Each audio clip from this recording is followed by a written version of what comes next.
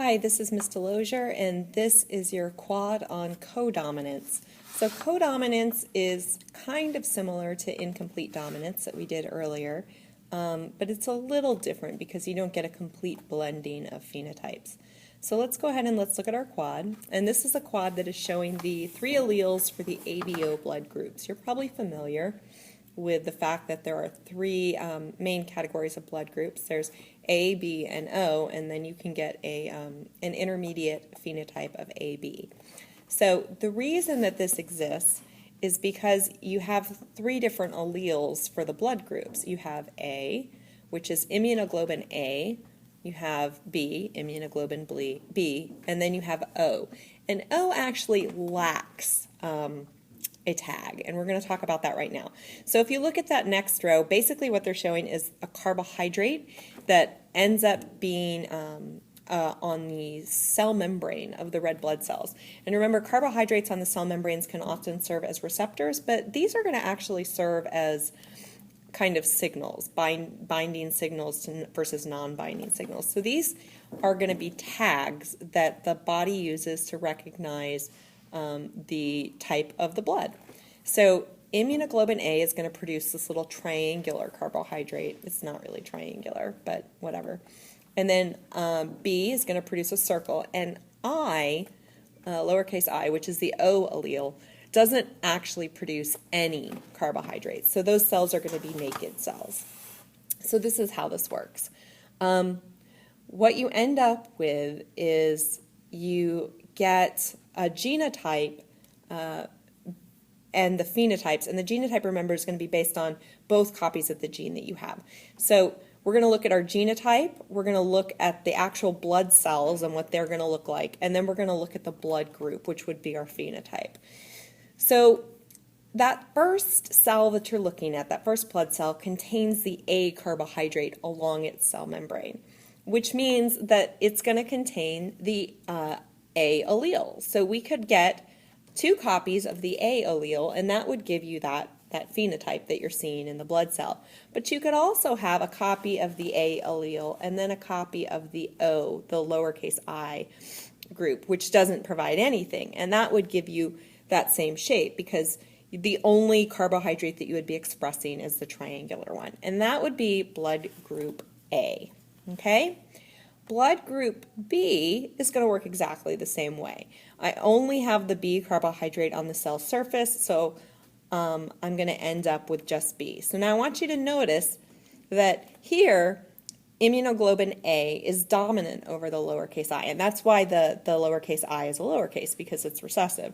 So immunoglobulin A is being expressed, whereas the lowercase I isn't expressing anything because it doesn't have a carb. So in B, I could be IB, or I could just be IB and then the lowercase I. So that's going to give me just that blood cell that's tagged with those circular carbohydrates, which is going to be type B. And that's letting us know that IB is also dominant over the lowercase I. So both IA and both IB are dominant over the O allele. So what does that mean when they're together? So the only way that this can happen is if I have a copy of each, immunoglobulin A and immunoglobulin B, and then what you would get is both of those being expressed. And this would be how you have type AB blood. And then the last thing that we're going to look at is, so in type AB blood, both are being expressed. Both carbohydrates show up on the cell surface. The last one we're going to look at is what happens if I get 2 lowercase i's.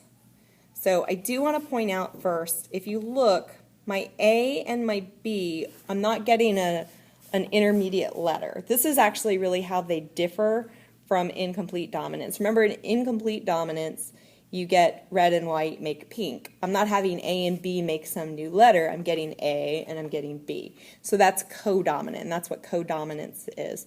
But we do need to talk about the lowercase I. That is going to be, when I have lowercase I, that's going to give me O. Now, you'll notice that the lowercase I, blood type O, lacks any carbohydrates on its cell surface. That's important because you may have heard that type O blood is the universal donor, specifically type O negative. The negative and the positive are whole separate group of genes, and we're not going to talk about those here, and that just works in a dominant recessive fashion.